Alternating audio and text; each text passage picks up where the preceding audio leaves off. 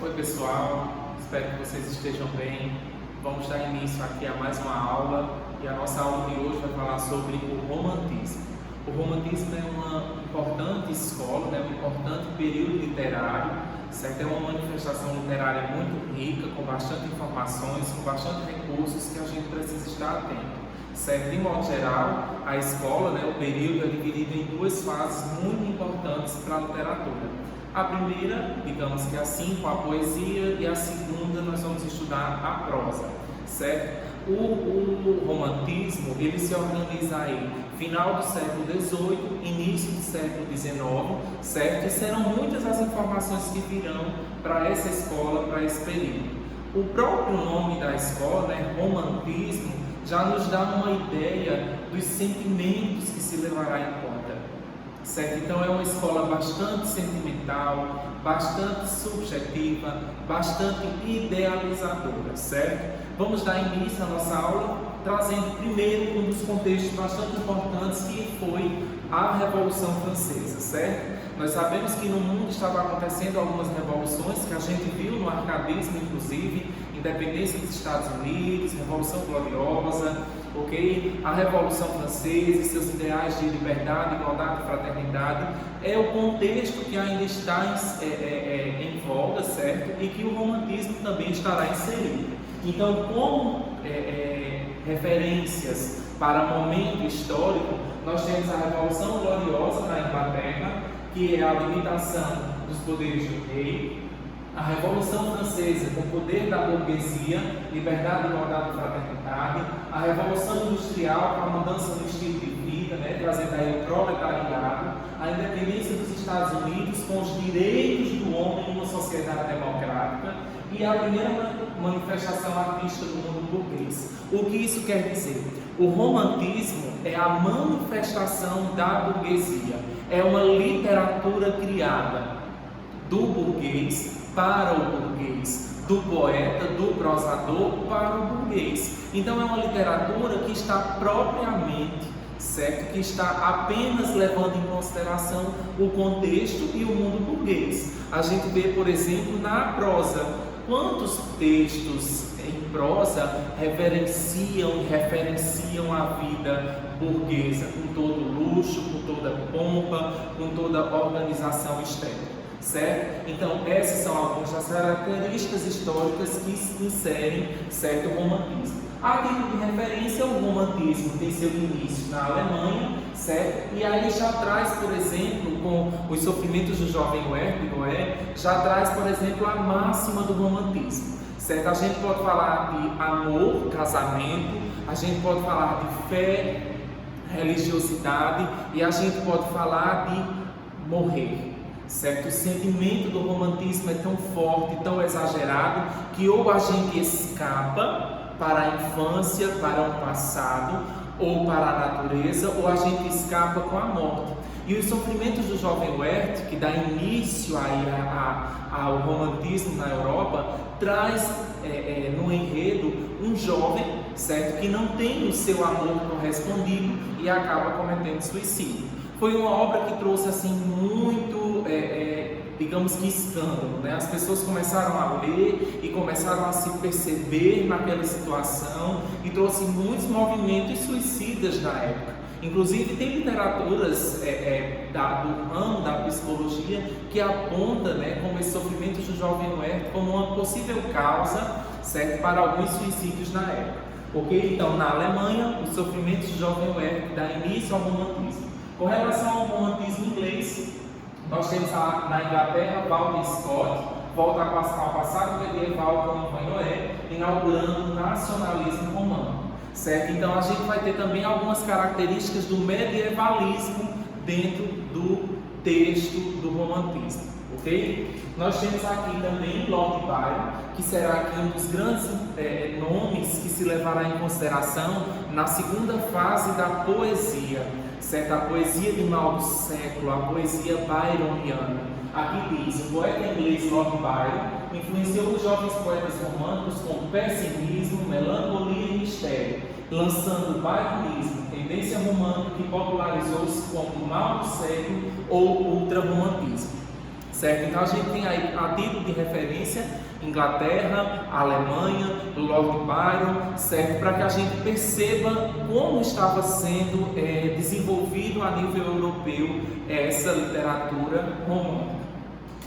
Dando sequência, nós temos aqui algumas características, por exemplo, rejeição aos ideais clássicos greco-romanos. Nós temos a exaltação da natureza e da nacionalidade, liberdade de criação, aversão à métrica e aos temas pré-estabelecidos, sentimentalismo sobre diversas manifestações como saudade, melancolia, imaginação, individualismo, religiosidade, nacionalismo, subjetividade, individualismo e egocentrismo e o escapismo também já falado aqui. Então essas características tanto estarão na poesia quanto estarão na prosa.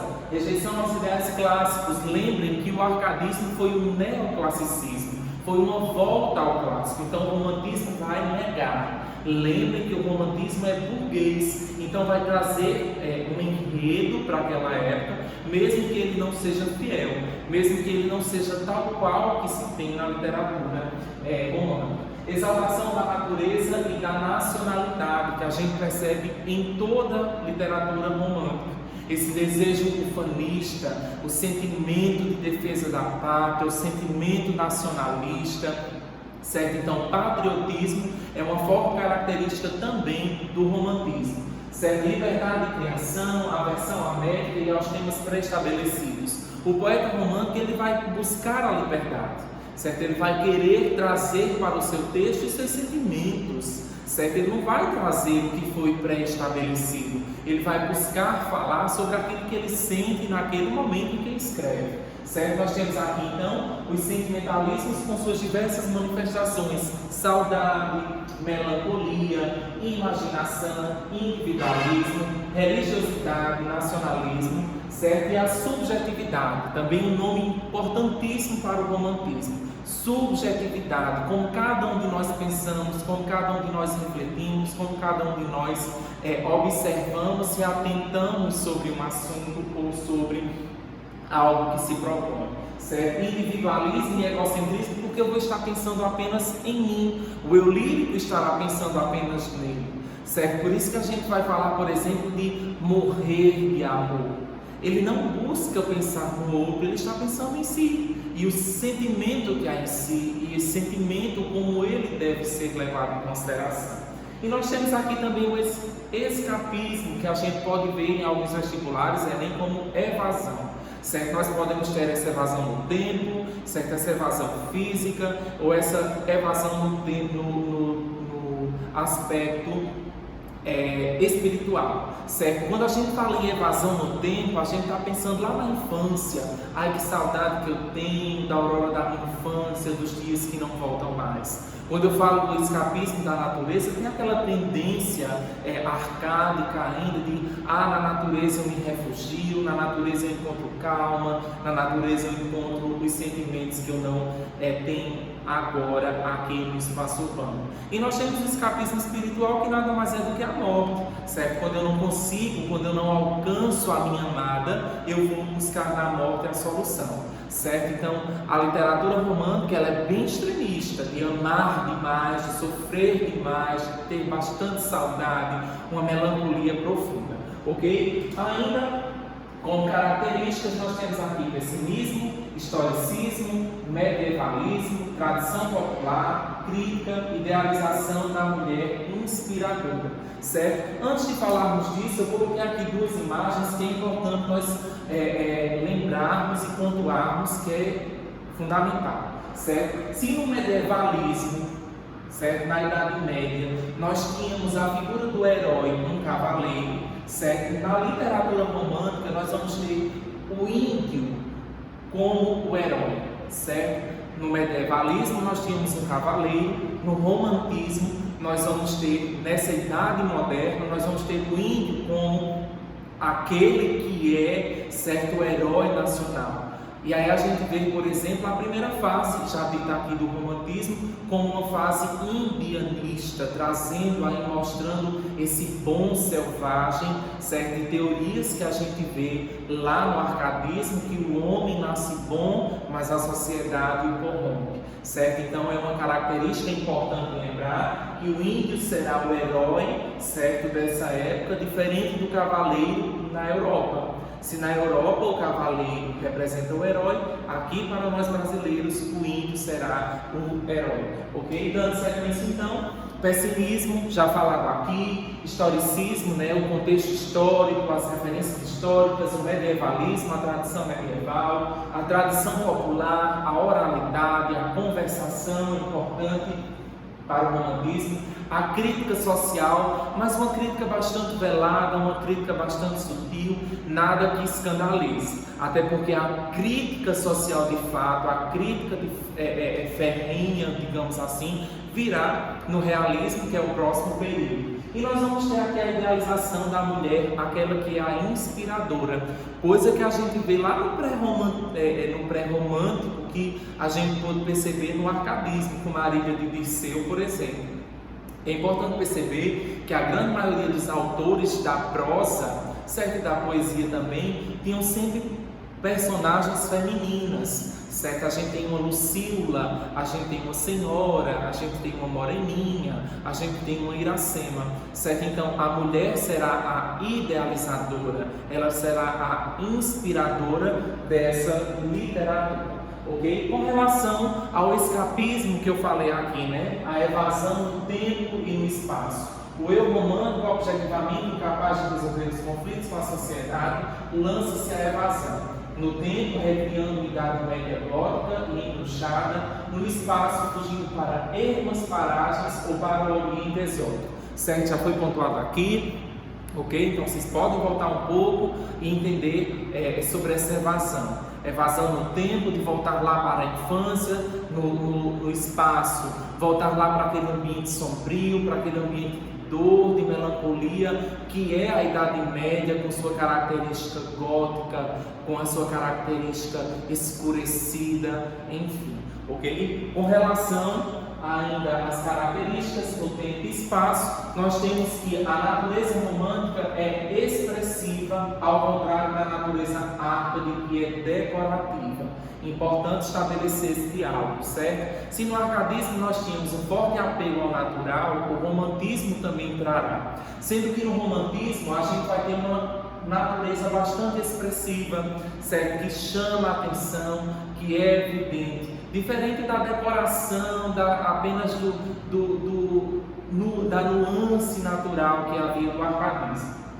A natureza aqui no romantismo, ela significa e revela. Prefere-se a noite ao dia, pois a luz crua do sol impõe-se ao indivíduo. Mas é na treva que latejam as forças inconscientes da alma, como o sonho e a imaginação. Então, esse poeta, esse prosador, ele vai gostar da noite. Certo? O ambiente noturno que revela os sonhos, que revela os desejos, que revela os anseios, que a luz da lua traz aí aquele tom de paixão, aquele tom de sentimentalismo, certo? Então a noite vai trazer as estrelas, que vai fazer referência a tantos sentimentos. Com relação ainda ao romantismo, aqui a gente já vai falar do movimento inauguratório, ok? Nós temos aqui no Brasil, o romantismo é inaugurado com a publicação de Suspiros Poéticos e Saudades de Gonçalves de Magalhães em 1836, certo? Então, 1836, com Gonçalves de Magalhães,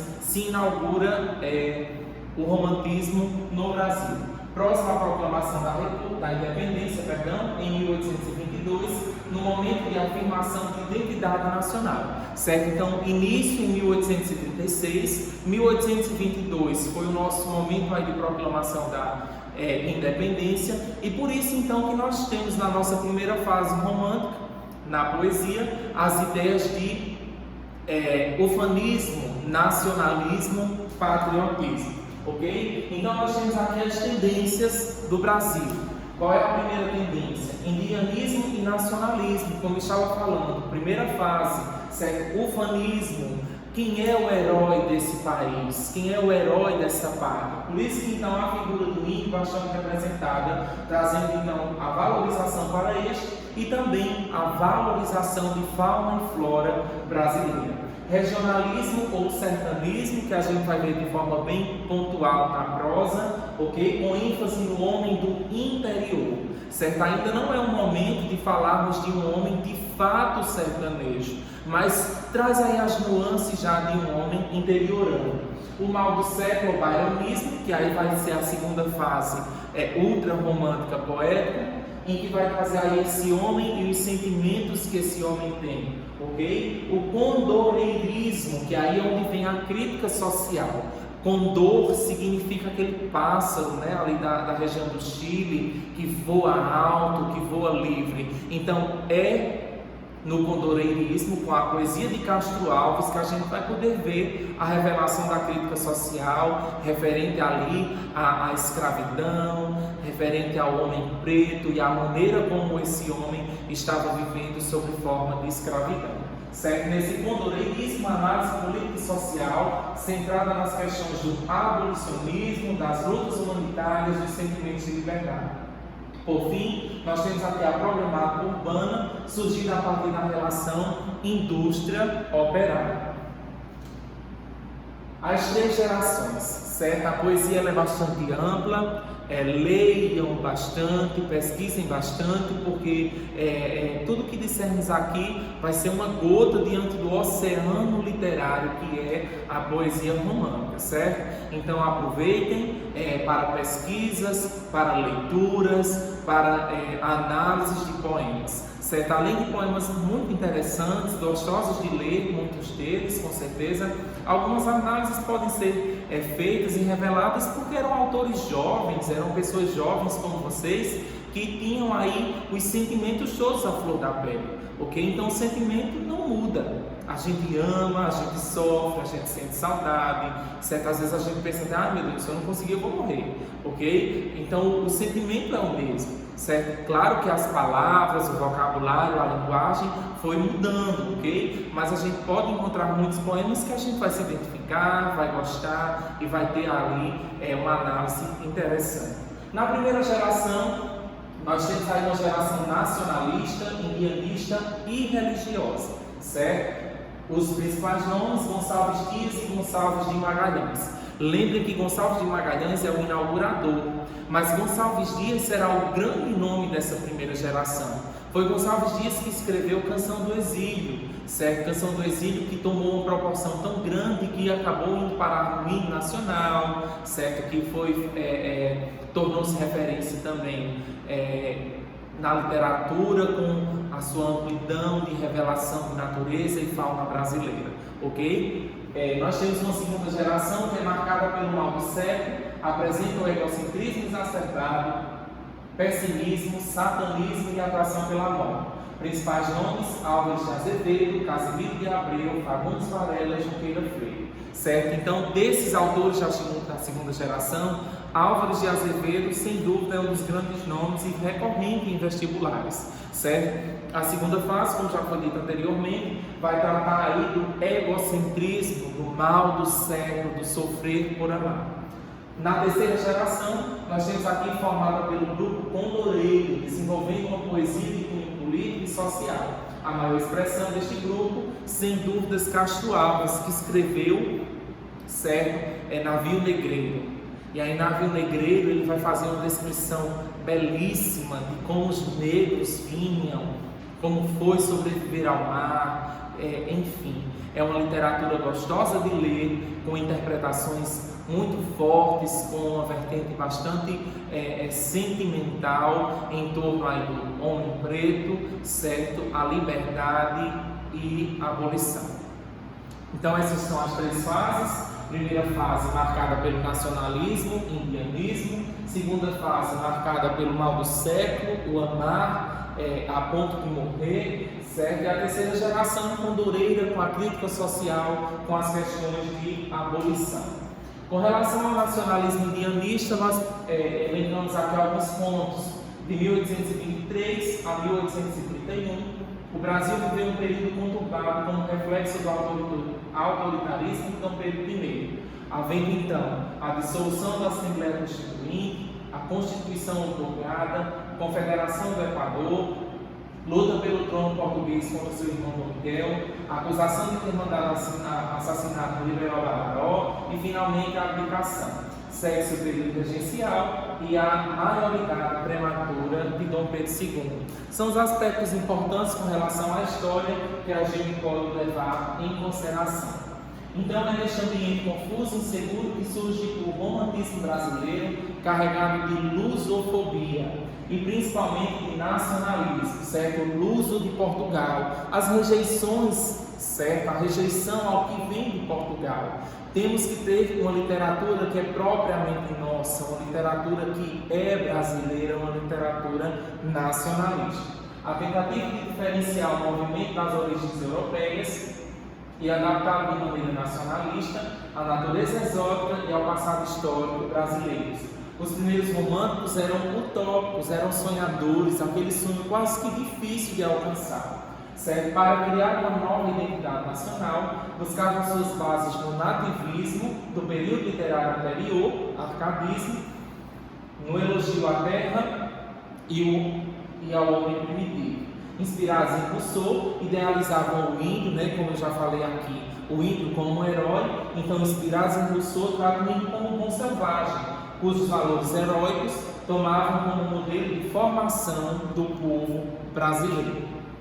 E aí a gente traz aqui, certo? Canção do Exílio, Minha Terra tem Palmeiras, Onde Canta o Sabiá, as aves que aqui gorjeiam, não gorjeiam como lá, nosso céu tem mais estrelas, nossas varzas têm mais flores, nossos bosques têm mais vida, nossa vida mais arroz, certo? Então, Canção do Exílio, como eu falei, está no hino nacional e traz aí uma carga de interpretação, de análise, de nacionalismo, bem importante para se observar. Com relação ao Mal do Século, eu trouxe aqui um trechinho de Álvaro de Azevedo, que é Lembrança de Morrer. Olha o que ele diz: quando em meu peito rebentasse a fibra, que o espírito enlaçador vivente, não derrame por mim nenhuma lágrima em pálpebra demente, e me desfolhe na matéria impura a flor do vale que adormece ao vento. Não quero que uma nota de alegria se caia por meu triste passamento.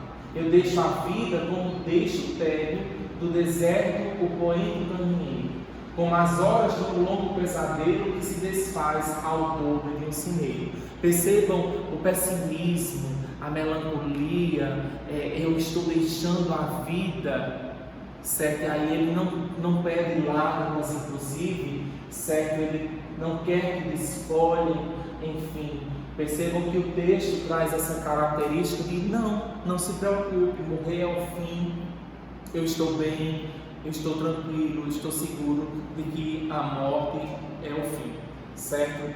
De acordo com o texto e de acordo com o contexto histórico em que estava inserido, certo? Com relação ao condoreirismo, a gente traz aqui um trechinho de Castro Alves, a garça triste, que diz: eu sou como a garça triste que mora à beira do rio, as orvalhadas da noite me fazem tremer de frio, me fazem tremer de frio como os juncos da lagoa, feliz da araponga errante que é livre, que livre voa, que é livre, que livre voa para as bandas do seu ninho, e nas graumas à tarde canta longe do caminho. Então ele faz aí com os pássaros, ele traz com os pássaros a ideia de liberdade, certo? A liberdade de livre e livre voa, certo? Trazendo aí com o contexto abolicionista, certo? De liberdade. Aqui a gente traz aqui o restinho do texto, ok? Mas eu trouxe aqui um trecho de Navio Negreiro também, que é bom reverenciar, que é bom ler e entender. Era um sonho dantesco, tombadio, pedaços dos ervas a vermelho brilho, em sangue a se banhar, tinir de ferros, estalar de açoite, legiões de homens negros como a noite, horrendos a dançar, negras mulheres suspendendo as tetas, magras crianças cujas bocas pretas regam o sangue das mães, outras moças mais nuas e espantadas, no turbilhão de espectros arrastadas, em ânsia e mágoas vãs. e ri-se a orquestra irônica estridente, e da ronda fantástica a serpente faz doudas espirais. Se o velho arqueja-se no chão resvala, ouvem-se gritos, o chicote estala, e voam mais e mais. Presa nos elos de uma só cadeia, a multidão faminta cambaleia, e chora e dança ali. Um de raiva delira, outro enlouquece, outro que martírios embrutece, cantando, geme e ri. E aí, como eu falei, certo, como o texto também apresenta, Navio Negreiro, Castro Alves vai fazer uma espécie de descrição de como estavam os negros nesse elo, nessa prisão, nessa corrente, certo, vivendo ali dentro daquele navio, sendo levado às terras onde eles seriam postos como escravos, como servidores, certo, como basicamente como animais para alguns senhores, ok? Então fica aqui a nossa aula de hoje com relação a essa primeira fase, meio que primeira fase do nosso estudo para o romantismo, certo? Nós vamos estudar primeiro a poesia, depois nós vamos estudar a prosa, ok? As características para poesia e prosa são as mesmas, então é importante que a gente pense, por exemplo, alguns nomes, palavras importantes, certo? No romantismo a gente fala aí de sentimentalismo e fala de subjetivismo, a gente fala de evasão no tempo e no espaço, a gente fala de religiosidade, a gente fala de nacionalismo, patriotismo, ufanismo, certo? A gente fala de condoreirismo, de liberdade, crítica social, ok? Então são nomes, palavras importantes que a gente precisa fazer menção sobre o romantismo. Lembrem que a primeira fase, indianista, nacionalista, trazendo o índio como herói e trazendo as belezas de fauna e flora na construção de uma literatura propriamente brasileira, recusando, certo, a literatura europeia. Segunda fase, ultrarromântica, mal do século, byroniana, trazendo aí o pessimismo, a melancolia e os sentimentos em torno, certo, do amar e amar não correspondido. Terceira fase de crítica social, de liberdade, condoneira, com a presença de Castro Alves, ok? Espero que tenha sido proveitoso, façam pesquisas, leiam alguns textos, vamos tirar as dúvidas para que a gente aprenda o suficiente e dê sequência aos nossos estudos. Valeu, obrigado.